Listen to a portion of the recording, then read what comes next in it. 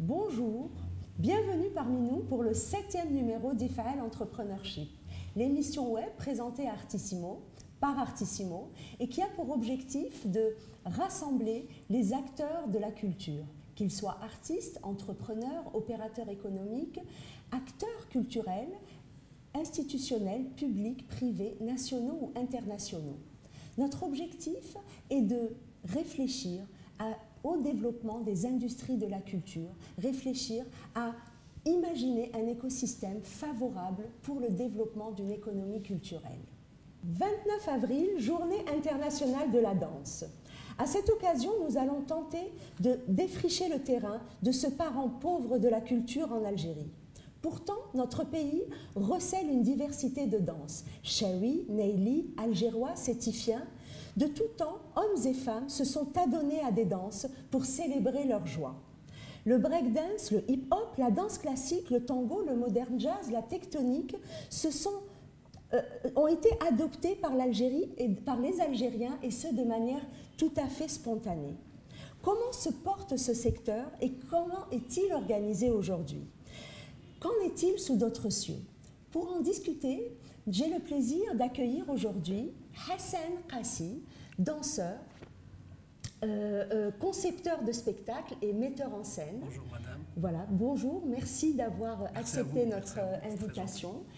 Alain Marin-Sanchez, danseur aussi. Oui. Plus orienté, spécialiste du flamenco et plus précisément la sévillane. C'est ça, enchanté. Voilà. Merci. Merci de l'invitation. Alors, notre habitude à IFAEL Entrepreneurship, c'est de se tutoyer. D'accord? Donc, on va se dire tu et on va passer un moment qui, j'espère, va être très agréable. Et nous avons aussi aujourd'hui une surprise. Nous accueillons alors de Paris mon amie Essia Gemra, que j'imagine beaucoup d'entre vous connaissent. Donc tu es aussi danseuse, metteur en scène, chorégraphe, tu es formatrice en art-thérapie et aujourd'hui tu nous fais le plaisir de célébrer avec nous le 29 avril cette journée internationale de la danse. Merci d'avoir accepté mon invitation. Merci à toi de m'inviter. Je suis ravie de partager ce moment avec vous et surtout de connaître ces beaux artistes que tu viens d'inviter. Et en cette belle journée de la Journée internationale de la danse, c'est de mise. Hein.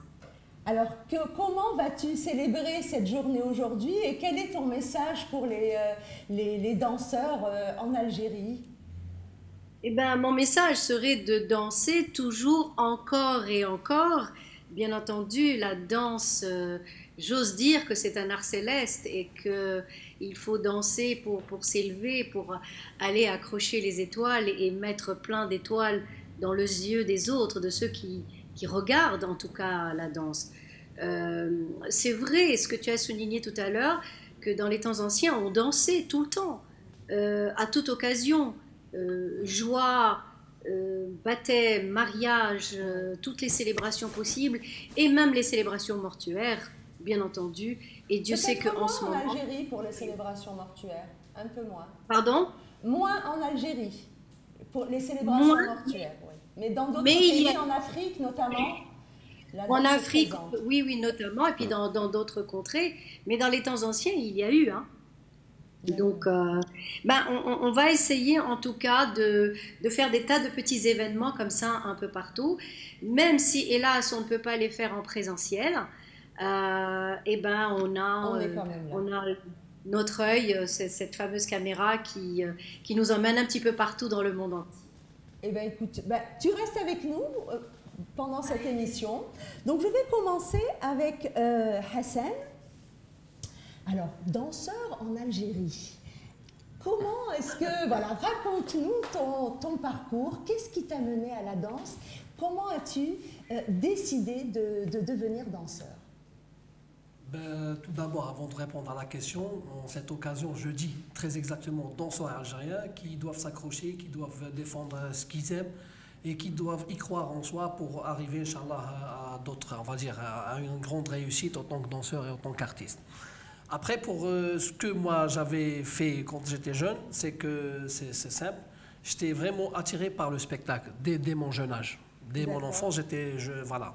Et j'aimais tout ce qui était acrobatie, voilà, spectaculaire. Voilà, j'avais, on va dire, un petit penchant.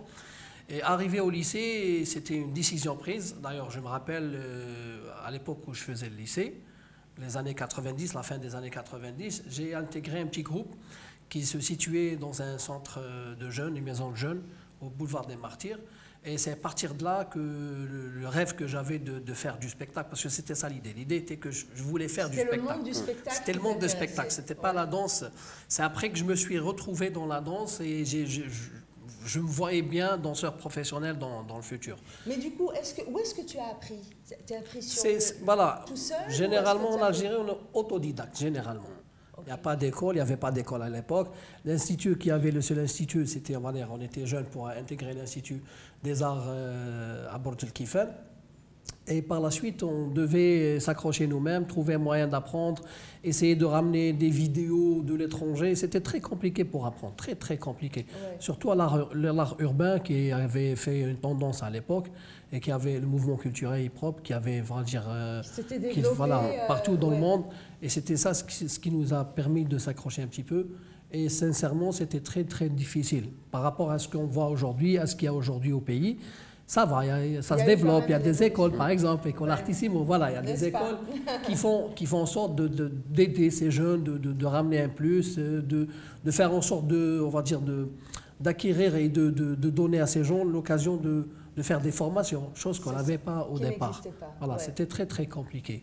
Mais moi, j'étais attiré par le spectacle, je me suis retrouvé danseur. C'était ça. Tu t'es retrouvé danseur. Et ensuite, donc, tu as intégré l'ONCI, donc, qui est donc l'Office national de la culture et de l'information. Avant, j'ai fait partie de beaucoup de groupes, on va dire, de teams urbains. D'accord. Après, j'ai intégré le premier ballet que j'ai intégré, c'était le ballet de art et culture, de l'établissement art et culture. Oui. C'était ma première expérience où j'ai connu Madame Ida Menouara, une ancienne du Bolchoï russe, voilà, qui nous a beaucoup aidé, orienté, formé dans ce sens, parce que nous, les danseurs urbains, je vous le dis, et tout le monde le sait, on n'aime pas la danse classique. Pas pour le classique, mais parce que ça nous demande, va dire, il y a des exigences physiques et, va dire, sur voilà, sur la technique elle-même. Et nous, on est danseurs urbains, on aime bien être libre, voilà, dire sur la création, sur le choix de nos mouvements. C'était un petit peu ça, c'est ça un petit peu le problème. C'est pas le style qui nous dérange, bien entendu, ça n'a rien à voir. Mais après, en intégrant le ballet avec Madame Idami, ça nous a permis de faire des formations. On a appris ce que c'était la barre classique, comment se tenir, on a appris la discipline qu'il fallait avoir. Et comme ça, on a évolué entre l'urbain et le classique. On a pu fusionner pour faire, on va dire, quelque chose de beau. Voilà, c'était ça le truc. 3 ans après, j'ai intégré encore une fois un deuxième ballet qui est l'Office national de la culture et de l'information, où je suis resté pendant plus de 15 ans en tant que danseur professionnel. Alors, juste pour en savoir un peu sur cet organisme, donc, il est spécialisé sur plutôt un peu le rayonnement culturel algérien et sur les spectacles qui sont donnés en général par l'ONCI, c'est plutôt des spectacles de danse folklorique, donc qui mettent en lumière ce dont on parlait à l'instant, c'est-à-dire ces danses, cette diversité, cette richesse de la danse algérienne. Comment, donc peut-être que tu pourras nous en parler, pourquoi, donc est-ce que c'est véritablement la ligne de l'ONCI et comment sont recrutés aujourd'hui ces danseurs-là? Puisque les choses ont évolué. Déjà dans les objectifs actuellement, moi à l'ONCI actuellement, je ne suis plus danseur, je suis chargé de la promotion des jeunes talents et de la créativité, et très spécialement tout ce qui est spectacle. Oui. Et concernant, on va dire, les objectifs de l'Office national de la culture et de l'information, on va dire que dans le côté du spectacle, c'est d'abord de préserver le patrimoine. C'est ça le premier but. Le premier but, c'est de préserver le patrimoine. C'est pour ça, on va dire, vous voyez que l'Office diffuse beaucoup de spectacles qui vont dans le folklore, qui vont dans la musique, on va dire, patrimoniale, etc.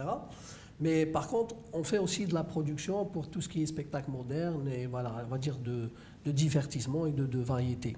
Oui. Et les danseurs sont recrutés après un casting qui est très très compliqué, après une période d'essai de 3 mois, et à savoir après est-ce qu'ils peuvent intégrer on va dire la troupe ou pas. Et ça reste très compliqué parce que, je vous le redis encore en face, c'est un problème de formation. À la base. On n'a pas de formation en Algérie, ce qui fait qu'on prend le danseur autodidacte qu'il est dans le tas et on essaie, on va dire, de le développer comme il a été fait pour nous déjà auparavant. C'est ça le... Alors, juste avant de continuer là-dessus, lorsque tu as décidé d'en faire un métier, comment est-ce que tes parents, ton environnement social a réagi? C'était très difficile, je vous le dis. Parce que, sincèrement, j'ai quitté les études. C'était un choix à faire. Je ne pouvais pas continuer et faire carrière. Ça ne pouvait pas marcher, surtout en Algérie. Parce qu'après, quand j'ai intégré la troupe, on devait faire des tournées à l'étranger, on devait faire des sorties, on devait faire des résidences. D'ailleurs, alhamdoulilah, comme on dit, ça m'a permis d'évoluer dans le domaine. Par la suite, j'ai dû faire des formations internes dans le domaine de la gestion de l'art et voilà. Oui, mais particulièrement quand tu as dit à tes parents, je veux devenir danseur, les parents, voilà, au départ, ils étaient contre. C'est normal. Un jeune Algérien, la fin des années 90, salam alaikum, je veux devenir danseur. C'était pas évident de le dire. C'est ça.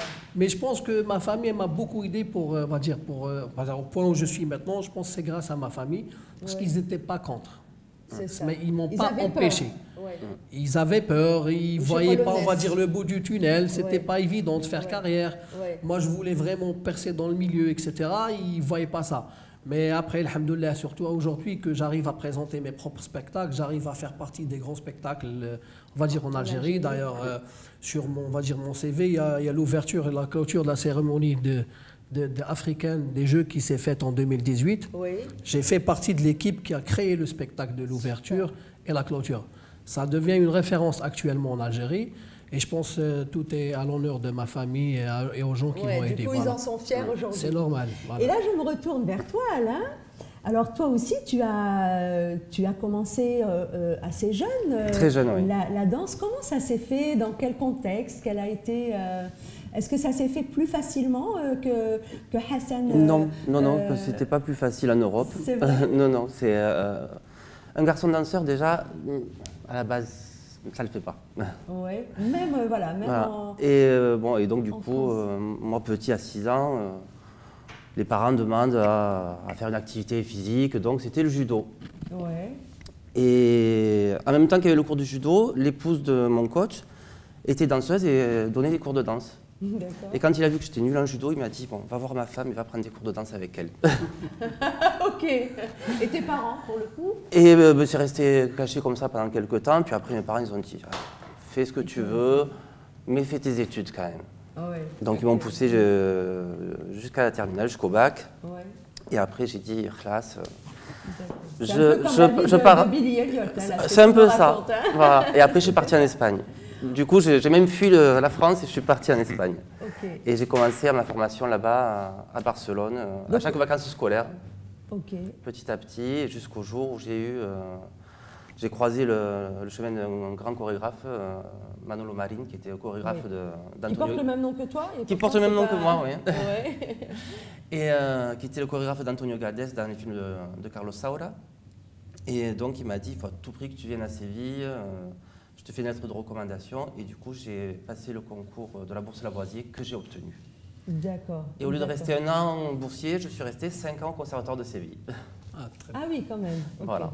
Mais alors attends, juste parce que là tu vas vite. Donc tu as commencé donc jeune à faire de ce qu'on appelle l'expression corporelle. Tout à fait, expression corporelle, moderne jazz, classique. Tu as fait du classique quand même. Oui. Ta rencontre avec le flamenco, elle s'est faite, tu as découvert ça par hasard ou c'est tes origines espagnoles qui ont fait que tu étais déjà imprégné de ça? Petit à petit, bon, il y a eu une émulation pour les danses latines en France et la sévillane est arrivée petit à petit sur Montpellier, des cours de flamenco sont ouverts. Et bon, moi forcément étant la première génération née en France, je redécouvrais la culture familiale, donc je me suis inscrit. Après, j'ai découvert que mon grand-père était chanteur de flamenco. Voilà. Donc, j'ai redécouvert le passé culturel de ma famille. Donc, ça ta famille qui avait fui le franquisme. C'est ça. Donc, du coup, pour eux, ça a été un peu difficile parce que c'était un retour aux sources qu'ils avaient fui. À la maison, on nous a toujours dit qu'il faut que vous soyez plus français que les Français. d'où mon accent du sud. Et on ne parlait jamais espagnol à la maison. D'accord. Il n'y a que les grands-parents puisqu'ils ne parlaient pas français. Et du coup, sur 4 enfants, je suis le seul bilingue. C'est fou ça, Donc toi, comme on dit, l'histoire t'a rattrapé la famille. Là, mes gènes se sont exprimés et sont exprimés au travers de la danse. D'accord. Pour Assia, donc toi qui as commencé la danse il y a quelques années, on va dire, est-ce que ça a été difficile pour toi aussi ou non? En fait, je rejoins Alain, on a un peu le même programme, le même parcours, les arts martiaux.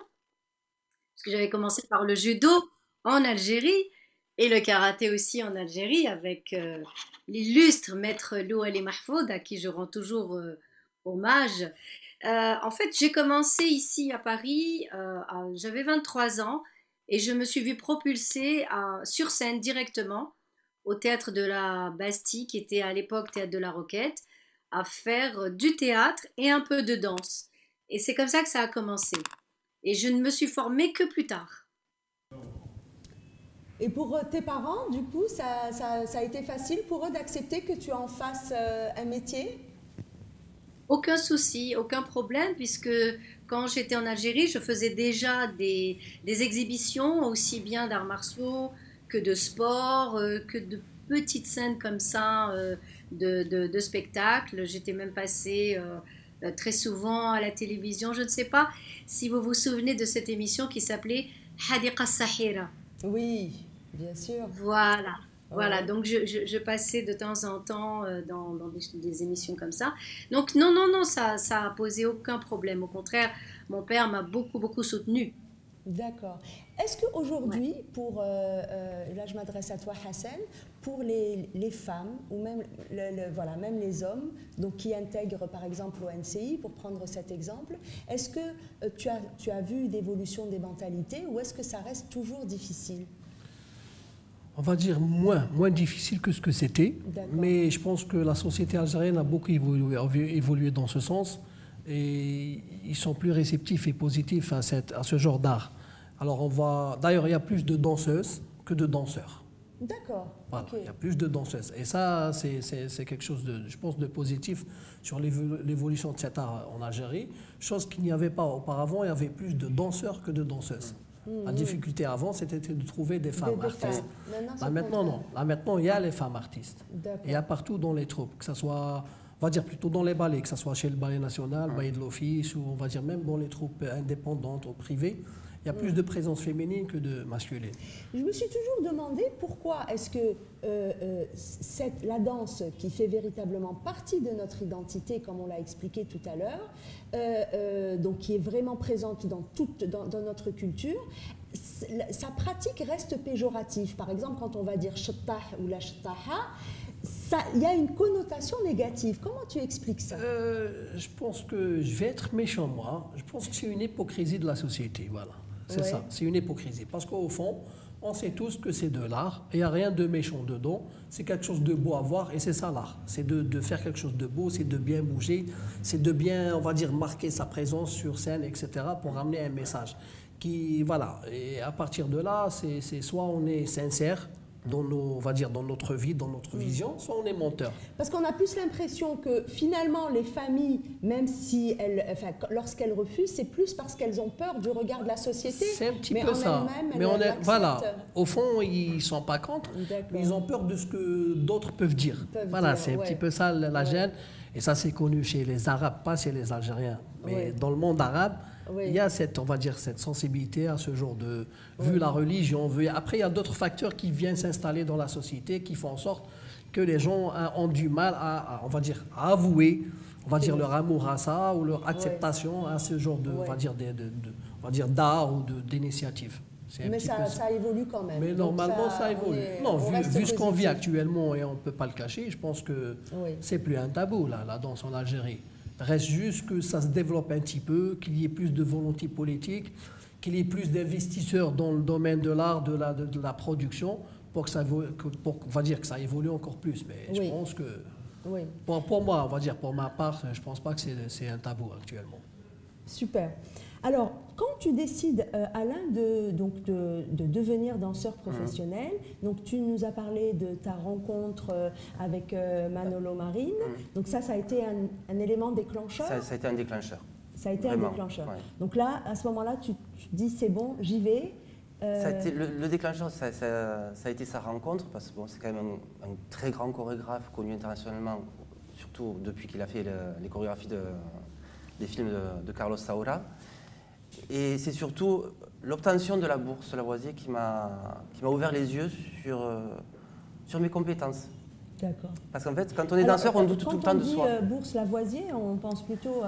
on pense, si c'est le même Lavoisier oui, oui, c'est le mathématicien. Et pourtant, et ils octroient chaque année une bourse pour l'art et la danse en général. D'accord. Toutes danses confondues. Ok. Donc les candidats peuvent arriver de chez Martha Graham, de chez Béjart, d'un peu de partout en Europe, même de New York. Ok. Et là, on se dit, bon, moi, c'est un art mineur. Le flamenco, c'est pas la même technique que la danse classique. On se sent mis un peu, enfin, on se met nous-mêmes déjà à l'écart. Et finalement, c'est cet art-là pour lequel ils ont opté cette année-là. Et tu as été retenu. Et j'en suis fier. Et en quoi consistait donc c'est une formation? Donc c'est la bourse, le concours. Oui. Alors le concours Lavoisier, c'est une demande, on fait un dossier de candidature, donc cette année-là on était à peu près 3500 à demander. Oui, non, mais quand tu as gagné après, après j'ai eu une bourse pour me financer l'année au conservatoire. Ah, donc pour financer le logement, le voyage, l'installation à Séville. D'accord. Et dans la même année, j'ai commencé le conservatoire. J'ai fait par le biais du conservatoire, j'ai fait des spectacles là-bas sur place. Aux arènes, pendant la feria, pour les Jeux aériens mondiaux. Et donc, ce qui m'a permis de commencer à en vivre bien. D'accord. Et au lieu de rester un an, je suis resté une deuxième année.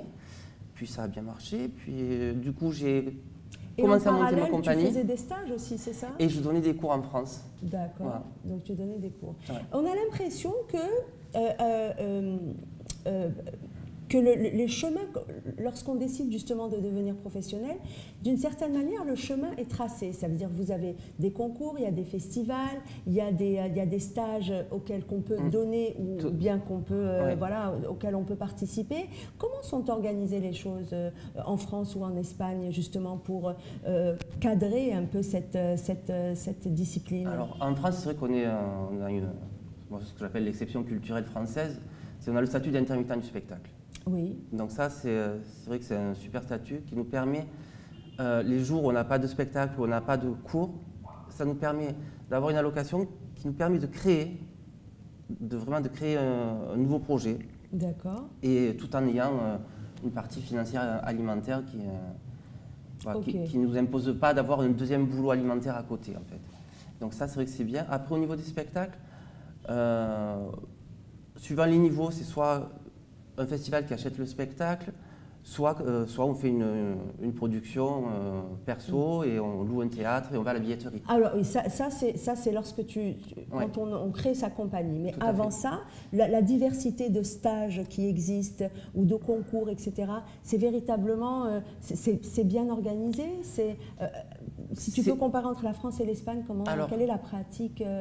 Alors il y a plus, je dirais que en Espagne, en fait, c'est un peu plus compliqué dans la mesure où il y a les entreprises privées sont minoritaires, mais il y a quand même tout un service étatique qui est en place et qui fonctionne très très bien. D'accord. Que ce soit le Ballet National d'Espagne, la Compagnie Andaluza de Danza, ce sont des compagnies étatiques mais qui fonctionnent très très bien, qui proposent des cours, des formations professionnelles et des castings, et donc ils n'ont pas peur aussi de prendre d'autres intervenants qui arrivent d'autres milieux de la danse, pas forcément du flamenco. Et ils ont aussi cette culture des danses traditionnelles. D'accord. Que nous n'avons, un peu ce que fait l'ONCI ici. Qu'il n'y a pas en France. En Espagne, au conservatoire, on apprend le classique, le solfège, le flamenco, les castagnettes, l'escuela bolera, donc 18e siècle, le classique espagnol, donc début 19e, et toutes les danses traditionnelles de toutes les régions, que ce soit la sardane de Barcelone, la jota d'Aragon, enfin voilà. Et ça, du coup, c'est comme un parcours académique, c'est ça qui a été, oui. Construit. Qui a été conçu malheureusement sous Franco. D'accord. Voilà, il a voilà, ouais. ce côté positif voilà, ouais. de préserver le patrimoine culturel espagnol. Est-ce qu'il y a peut-être que tu as quelque chose à dire là-dessus? Parce que je sais que toi, tu animes et tu donnes beaucoup de stages.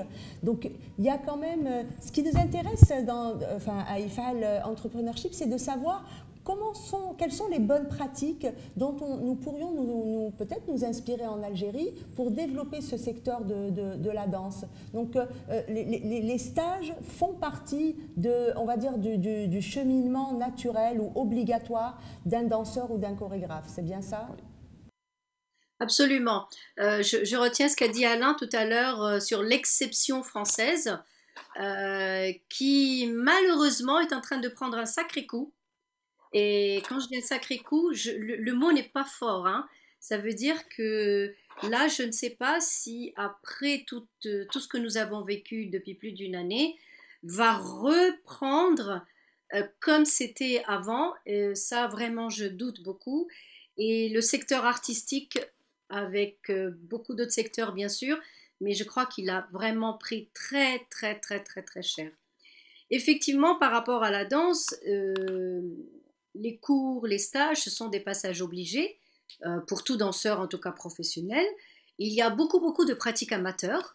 La chance quand même qu'il y a en France, c'est qu'il y a des cours partout, dans tous les centres municipaux, dans tous les arrondissements. Il y a minimum un centre municipal et après vous avez plein d'autres centres, des centres d'animation qui sont gérés par la Ligue de l'enseignement, donc la mairie, etc. Et la mairie, ce sont deux choses différentes. Il y a beaucoup de cours, donc tout le monde peut prendre des cours ici. Tout le monde. Et quand on décide de devenir professionnel, il y a bien sûr la formation avec le diplôme d'État, mais alors là, il y a un bémol, c'est-à-dire que ça n'existe que pour 3 danses, classique, contemporain, moderne jazz. Donc, il n'y a que ces 3-là qui ont le label diplôme d'État. Tous les autres, ce sont soit des formations professionnalisantes, soit des certifications, comme par exemple la certification CID UNESCO, ou des certifications qui ont un certain label. Voilà. Et je pense que, j'espère en tout cas, que ça va s'ouvrir un peu plus parce que il y a beaucoup plus de pratiques amateurs dans d'autres danses que dans les danses dites diplômantes. D'accord. Les danseurs algériens, est-ce qu'ils ont véritablement beaucoup d'opportunités de participer à des stages? Est-ce qu'il y a ce besoin déjà de se former et qu'est-ce qui manque dans la formation, justement, dans le domaine de la danse? Déjà, il n'y a pas où se former. C'est ça le problème. C'est de là. Il y a un grand problème de formation. S'il n'y a pas où se former, c'est que derrière, on ne peut pas avoir des résidences, on ne peut pas avoir des ateliers, on peut pas... Voilà, il faut qu'il y ait d'abord une volonté pour créer des centres de formation pour ces jeunes, pour cet art-là, très exactement. Après, on essaiera de voir d'autres horizons. Mais actuellement, moi je me rappelle, il y a quelques années de ça, il y avait un groupe, on va dire, d'artistes algériens qui défendaient l'art chorégraphique, qui voulaient créer le centre algérien de la chorégraphie. Markaz Wadani de chorégraphie, qui n'a pas vu le jour, mais je pense que c'était un bon projet si on pouvait vraiment revenir sur ça, ou voilà, si plus tard, on va dire dans l'avenir, il y aura une politique dans ce sens, plutôt une volonté politique dans ce sens, pour mettre ce centre, on va dire, pour rendre ce centre opérationnel, et qui par la suite pourra ouvrir d'autres, on va dire, horizons pour la formation artistique pour les danseurs algériens, dans divers styles, je précise. On va pas, ça sera vraiment un centre où la danse parlera d'elle-même. Oui. Bah, c'est comme ça que nous, danseurs algériens actuellement, on voit les choses. Mais sinon, sur quelques festivals qui se faisaient je dis bien qui se faisait sur l'international en Algérie, comme le Festival de la danse contemporaine, ça avait une ouverture parce que ça permettait aux danseurs de faire des ateliers, de faire, on va dire, des résidences avec des chorégraphes étrangers. Ça leur donnait, on va dire, quelques ouvertures, ça leur permettait de se recycler. Ça se faisait. Voilà, ça se faisait, voilà, et ça permettait. Moi-même, j'ai participé à un truc d'échange culturel pareil, où ça m'a permis en 2011 d'aller à New York pour faire des résidences de 2 mois et de présenter plus de 20 spectacles à Broadway. C'était quelque chose à l'époque. Oui. Voilà, et c'est grâce à ça, c'était grâce à un programme que l'ambassade, on va dire, des États-Unis avait mis en place avec l'Office national de la culture, dans le cadre de l'échange. Parce que l'Office ramenait des troupes, voilà, dire, qui diffusaient sur les salles en Algérie. Et par le biais de ce, on va dire, de cet partenariat, etc., on a pu, nous, moi et Farid, je me rappelle, avoir décroché, on va dire, cette résidence à New York qui était très bénéfique après. Oui, qui a été quand même un beau tremplin pour vous et même moi, je pense que c'était le sommet pour un danseur d'arriver dans une compagnie à New York, la Battery Dance Company à New York, pour faire partie de la compagnie pendant 2 mois, pour avoir un contrat que moi, après, je sais pas, j'avais peur, je voulais revenir au pays. Je sais pas comment. C'est le virus. Le virus. Quand on est là, on veut partir. Quand on est là-bas, on veut revenir. Je sais pas comment expliquer cette chose.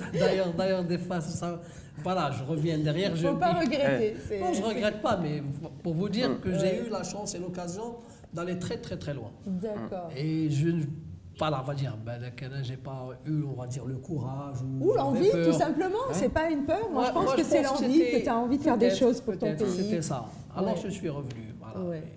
Mais alhamdoulilah. Voilà. Voilà. Alors, Essiel, tu es sur un nouveau projet. Bon, d'abord, tu es membre du Conseil international de la danse, qui est le partenaire officiel de l'UNESCO. Tu milites depuis un certain nombre d'années pour l'ouverture d'une section en Algérie, afin de permettre aux danseurs, aux chorégraphes algériens de faire partie de cette communauté, donc du CID. Alors, d'abord, est-ce que tu peux brièvement nous présenter le CID et nous expliquer un peu le contexte de cette volonté de vouloir, et qui va se réaliser bientôt, d'ouvrir une section Algérie de CID?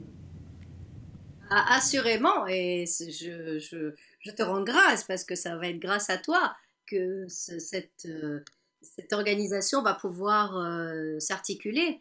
Alors, le CID, donc le Conseil international de la danse, est une organisation officielle qui est partenaire officiel de l'UNESCO. Elle représente toutes les formes de danse. Et elle regroupe toutes les fédérations, associations, écoles, compagnies, et elle est présente dans plus de 150 pays, en tout cas. Donc, alors, sa caractéristique, c'est une organisation non gouvernementale, mais qui est en lien avec l'UNESCO. On va dire que c'est une sorte d'organisation parapluie. Voilà, c'est ça. Et elle n'est liée à aucune autre institution, c'est-à-dire que toutes les écoles sont libres, toutes les fédérations, les organismes sont libres. Il suffit qu'ils adhèrent, en tout cas à cet organisme, qui leur permet d'avoir, en tout cas, de faire partie de la grande famille, par rapport à tous les grands festivals qui se font dans le monde entier. Ils vont être invités, ils vont prendre part à tous les festivals, congrès, ateliers, concours, et tout ce que les gens organisent dans le monde entier, les conférences qui se font en ce moment en ligne. Et j'ai participé hier à une conférence en Égypte. Il y avait presque une centaine de personnes qui étaient connectées.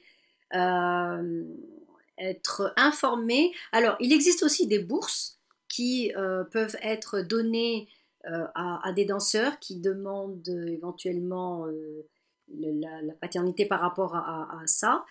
Ils sont invités aussi à se produire, à enseigner, à donner des conférences dans les congrès mondiaux un peu partout. Donc moi, j'ai beaucoup participé au congrès. Il y a aussi, vous pouvez figurer sur l'annuel global de la danse qui regroupe plus de 300 000 adresses. Et donc, quand les gens vous cherchent, ils peuvent vous trouver dans ce annuel global. Euh, Vous pouvez aussi avoir le droit à donner une certification. Oui, tu voulais poser une question? Je sais qu'il y a beaucoup d'avantages donc à adhérer au Conseil international de la danse. Il est question d'organiser prochainement, donc en digital, une conférence qui va véritablement présenter le CID, ces avantages-là d'adhérer, et puis voilà, et parler de ce réseau mondial et voilà, et les opportunités qui peuvent se présenter pour les danseurs. Donc on annoncera très bientôt la date et peut-être que tu pourrais faire un appel aux danseurs et chorégraphes en Algérie, tout le territoire national, pour participer à cette rencontre. Absolument, absolument. Je lance un appel, s'il vous plaît. Participez à cette conférence. Nous allons trouver une date, bien sûr, avec toi, ma chère Zafira. Et puis, nous allons discuter de la place de la danse en Algérie, de l'importance de la place de la danse en Algérie et de l'essor qu'elle est en train de prendre. Et c'est à vous aussi de venir nous proposer, nous dire voilà ce qu'on peut faire, etc., etc., et faire et rassembler, je dis bien, toutes les formes de danse. Ah oui, ça c'est vraiment très, très, très, très, très important. Je me souviens quand même que dans les années 80, la danse folklorique, par exemple en Algérie, était là. Elle voyageait dans le monde entier. Elle occupait les premières places.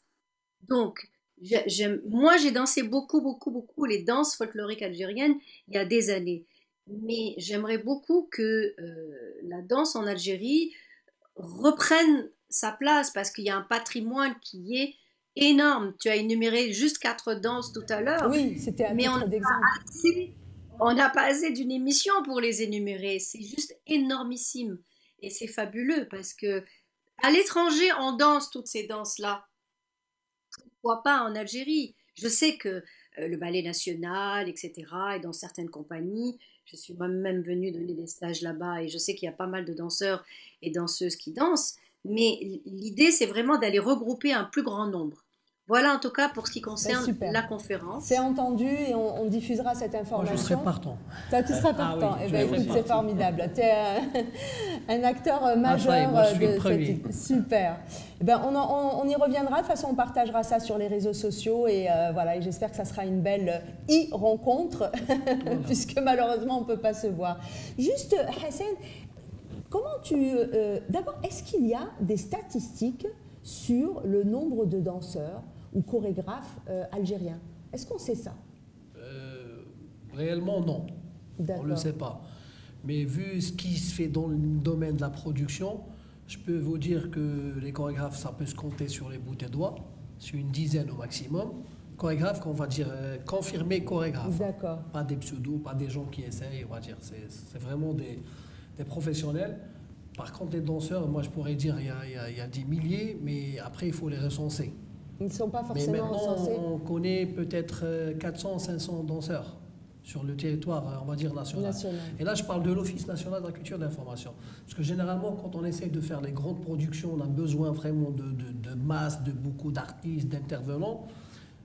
Voilà, on trouve beaucoup de difficultés à trouver on va dire, la bonne qualité chez les danseurs. Parce qu'il y a beaucoup de danseurs, que ce soit dans l'amateur, chez les amateurs ou chez les pros. Il y a beaucoup de danseurs, mais après, il faut qu'il y ait une certaine qualité, une certaine aptitude à faire partie d'une très grande chorégraphie, de faire partie d'un spectacle. Et ça, c'est pas évident. On revient toujours au problème de la formation. On revient toujours au problème de la formation. Et au fait, est-ce qu'il y a, enfin, je vais dire, pourquoi est-ce qu'il n'y a pas beaucoup de compagnies de danse privées? Parce que là, tu parles de l'ONCI, mais je pense que l'émergence du secteur de la danse doit aussi essentiellement venir des initiatives privées. Pourquoi c'est compliqué d'avoir une compagnie? Déjà, il y a un problème du statut. Parce qu'on ne peut pas créer une compagnie. Le statut n'existe pas en Algérie. C'est soit une association, soit une coopérative. Et une coopérative, ça fait des années, il n'y a plus l'accréditation, on va dire, de produire. Et on va dire, c'est l'agrément. Ils ne sont pas agrémentés par le ministère de la Culture. Ce qui fait qu'il y a beaucoup de problèmes sur la paperasse. qui fait en sorte que les gens évitent de créer des compagnies privées, statuées, etc., avec un siège social et tout ce qu'il faut. Par contre, moi, personnellement, j'ai un petit groupe. Ça fait 4 ans, 5 ans, j'ai un petit groupe avec qui je travaille. C'est un groupe de danseurs. Voilà, on va dire, une troupe indépendante, on va pas dire une compagnie. On va dire, j'ai une carte d'artiste qui me permet d'avoir une griffe, on va dire une identité donc ça veut dire administrative. Que tu peux facturer. Voilà, c'est avec ça qu'on arrive à décrocher des contrats. Et ce qu'il faut encore plus, c'est que l'État, on va dire, très directement, il ne nous considère pas comme on va dire, des metteurs en scène, chorégraphes confirmés parce qu'on n'a pas de diplôme, mais il nous charge on va dire, dans des occasions officielles, de produire de grands spectacles. Vous voyez un petit peu le paradoxe. C'est pas normal. Si moi, je ne suis pas considéré actuellement comme metteur en scène, on va dire, spécialisé dans l'art chorégraphique, pourquoi je suis appelé pour créer des grands spectacles, par exemple, dans le stade? Pourquoi je suis appelé à produire des spectacles pour des cérémonies d'ouverture? C'est ça la folie. Ouais. Et je pense que voilà, il faut. C'est un combat, on va dire. Nous, on est dans un combat. Et je pense qu'avec l'idée que Madame vient de proposer, je pense qu'on pourra avoir, on va dire, une identité officielle avec laquelle on pourra prouver ce statut. Très bien. C'est ça la complication. Écoute, ça fait de beaux projets, ça. Comment ça se passe pour toi? Alors, pour toi, quand on crée une compagnie de danse, d'abord, c'est quel statut? C'est un statut d'association en France ou c'est quoi? Entreprise du spectacle. Ah, entreprise on est entrepreneur du spectacle. Ah, d'accord. Avec un numéro de licence. Ouais, voilà. Donc c'est un registre de commerce?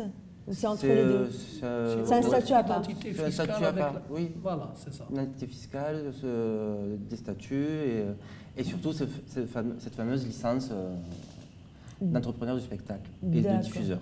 D'accord, donc c'est un statut d'entrepreneur du spectacle. Entrepreneur et diffuseur. Ok. Comment, lorsque toi tu as créé ta compagnie, tu t'y es pris? C'est-à-dire, est-ce qu'il y a un investissement personnel? Est-ce que tu commences à préparer un spectacle? J'ai fait un investissement personnel. D'accord. Et on commence par le casting, puis location de salle pour faire les répétitions, caster les musiciens, caster les chanteurs, chanteuses, caster aussi les éclairagistes, les techniciens, parce que quand on est un peu particulier, les danseurs, c'est qu'on sait ce qu'on veut, et si on pouvait être multitâche, on le ferait. Mais bon, il y a des techniciens pour ça, donc...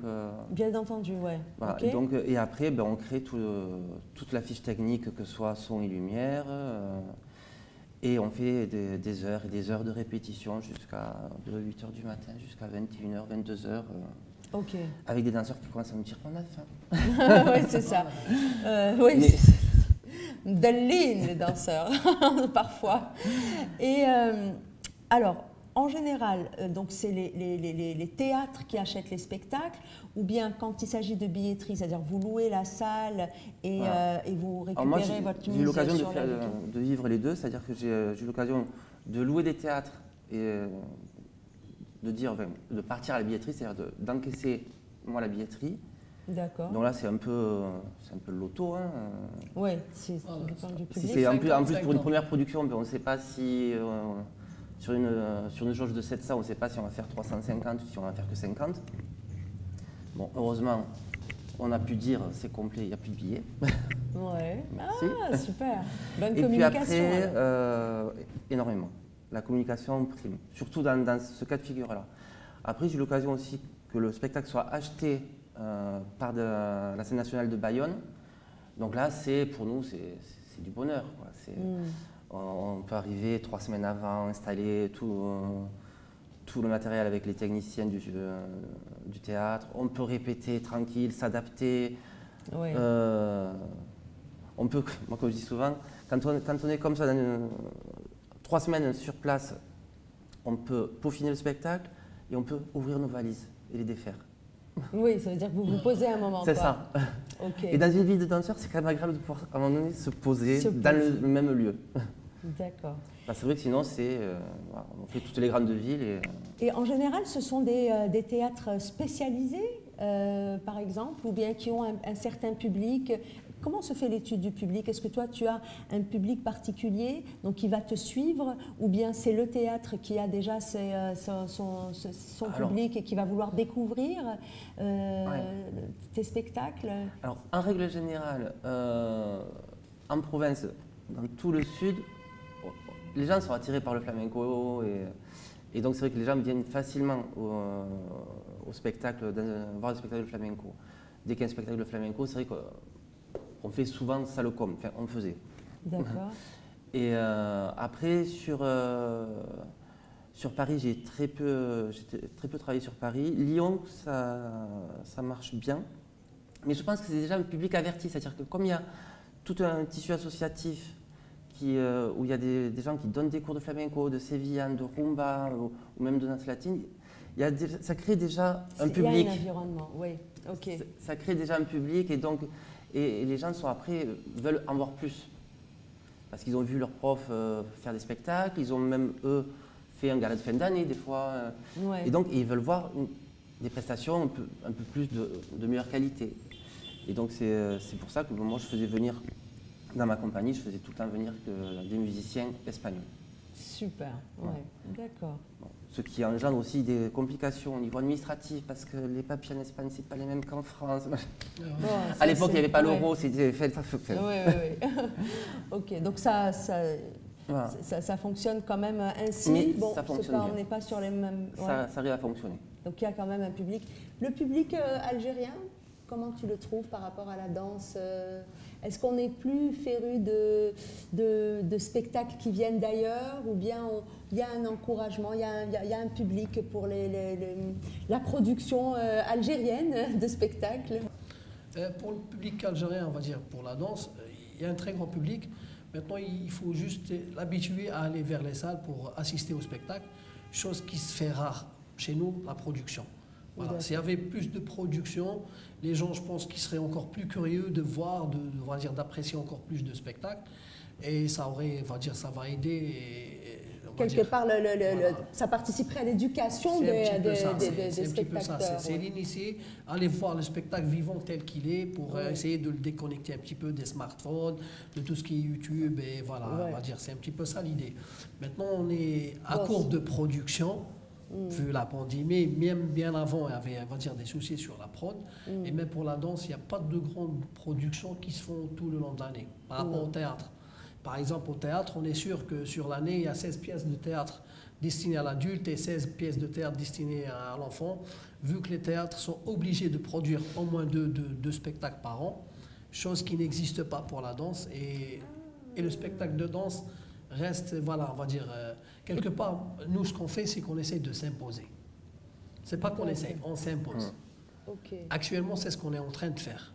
On impose nos spectacles, on impose nos textes, on impose... Parce qu'initialement, sinon, naturellement, ça va plutôt aller vers le théâtre. Ça va aller vers le théâtre. Donc il y a quand même des décisions qui doivent être prises politiquement pour imposer dans sa programmation. Ils doivent revoir un petit peu la mécanique de production qui est, on va dire, subventionnée par l'État.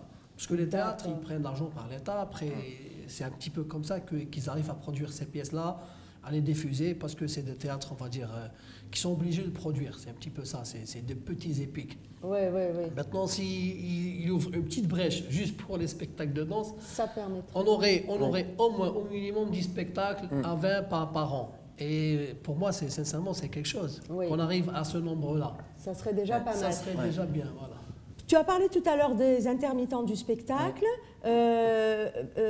Le fonctionnement, donc tu as dit, c'est 52 spectacles par an. Explique-moi à peu près. Il y a quelques années en arrière, au début où j'ai commencé intermittent du spectacle, on va dire que grosso modo, c'était au bout de 52 représentations, en tant qu'intermittent du spectacle déclaré, on avait par la suite une allocation chômage. Et donc les jours où on n'avait pas de spectacle, où on n'avait pas de cours, on avait une allocation chômage, on avait à peu près, je ne sais plus les pourcentages, je crois 60-70% du montant du cachet.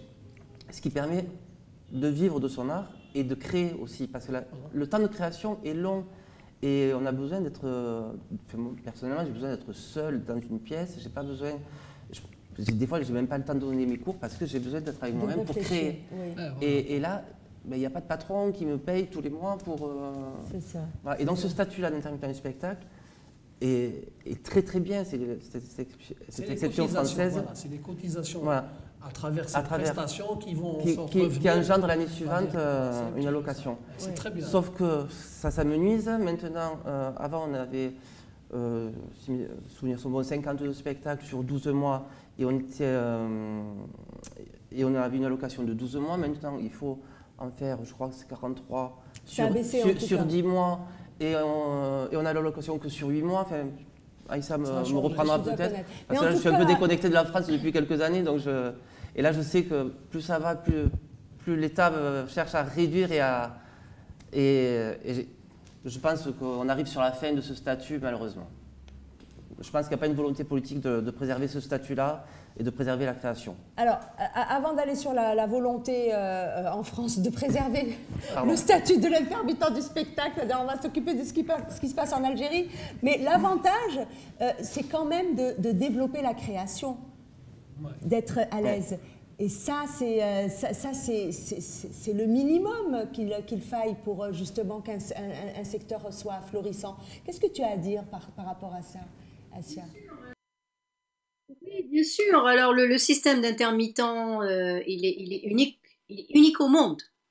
Unique au monde. Il n'y a qu'en France qu'il y a ce système-là. Et il est en train de se déliter. Ah oui, oui. Oui, les artistes se battent beaucoup pour ça. Et en plus, tout le monde n'y a pas droit parce qu'il faut les 52 cachets, et pas forcément 52 spectacles, mais 52 cachets. Donc c'est très compliqué. Voilà. Et en fait, ce serait vraiment bien de développer un système similaire en Algérie et même dans les autres pays, ou même un autre système, mais qui permette à l'artiste, quel qu'il soit, que ce soit de la danse, du théâtre, du chant, de la musique, de pouvoir avoir son temps de création. C'est-à-dire que le profane ne sait pas que le temps de création est 10 fois plus long que la représentation. C'est-à-dire que la représentation, elle est sur un jour et que nous, on doit travailler pendant, voire des mois parfois. Et ça, c'est énorme. Comme disait Alain, personne ne nous paye ça. Vous voyez? Donc on doit vraiment aller chercher, si on a la chance d'avoir quelques sponsors, ok. Dans les pays anglo-saxons, ils fonctionnent avec les sponsors, et pas tous, parce qu'ils sont toujours obligés d'avoir un travail, 2, voire 3 boulots pour pouvoir vraiment y arriver. Par rapport à ce que tu disais, Amine, sur la compagnie, il n'y a pas de statut véritable de compagnie en tant que telle. Il y a soit les associations, et c'est la majorité au niveau, soit pour entrepreneur, une activité d'entrepreneur de spectacle. Et c'est très récent, c'est depuis 2019 par exemple en France, pour avoir ce statut-là. Mais il suffit d'être sous une association, et c'est bon, après vous pouvez monter, créer une compagnie. Et je pense qu'il faut encourager. Oui, bon, après c'est compliqué, j'imagine, dans la danse de créer une association parce qu'il y a des restrictions, il faut être au minimum 15. Voilà, il y a quand même beaucoup de lourdeur administrative pour avoir la grève. De sa création, parce que c'est dans un cadre caritatif, on va dire d'un travail de proximité.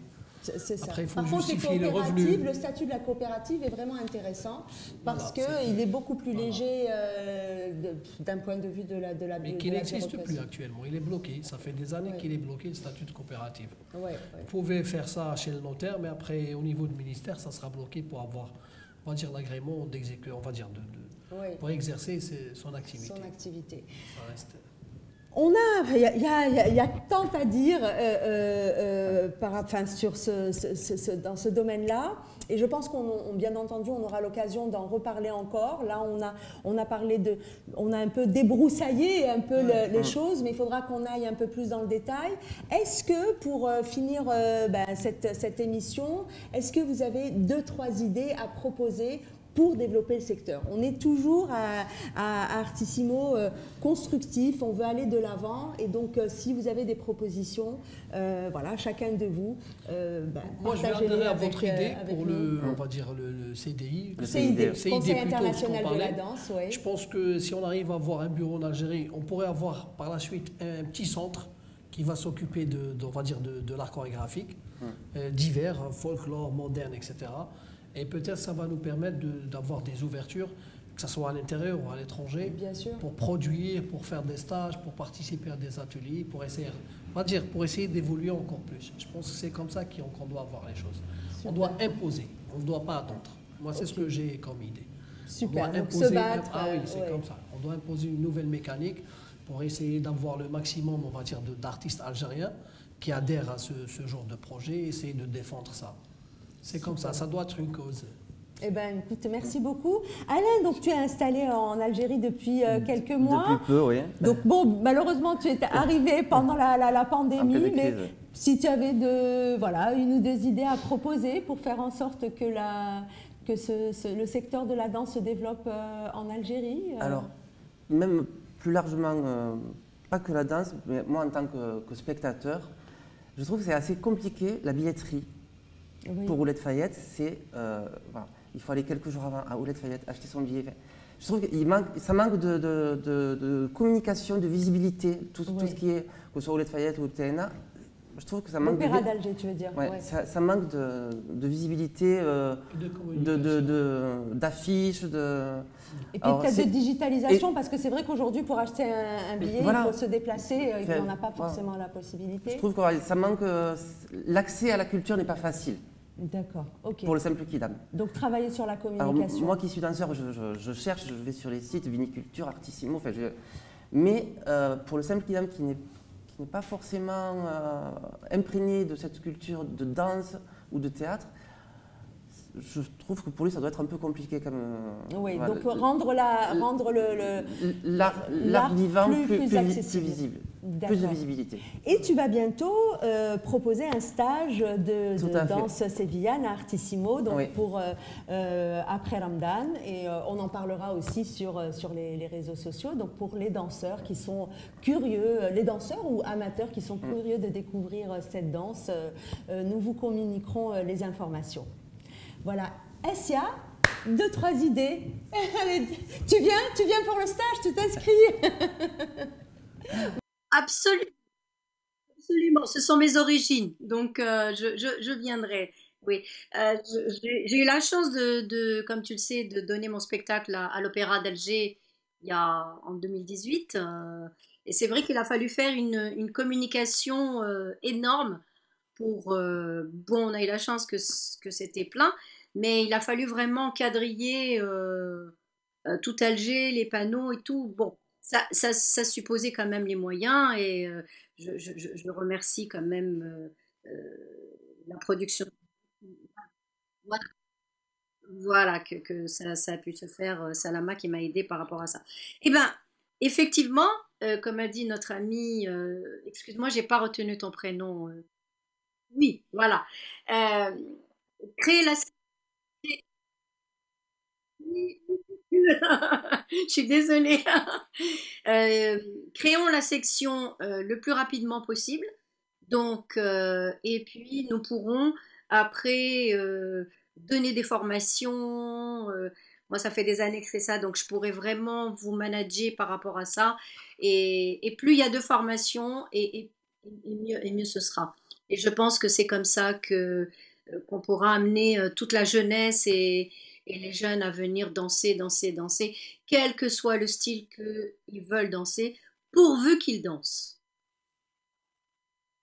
Eh ben, c'est un beau final pour cette émission. Merci encore d'avoir participé, d'avoir été présent avec nous. J'espère que vous avez pu apprendre certaines choses, en tout cas sur le fonctionnement de ce secteur. Joyeuses fêtes, belle célébration et dansez aujourd'hui. Merci beaucoup et à très vite. Oui, Essia, un dernier mot? Je voudrais annoncer le prochain séminaire sur la transmission du geste rituel, le 29 mai en ligne. On vous donnera les infos. On mettra ça sur notre site internet et sur les réseaux sociaux. Merci beaucoup et à très vite.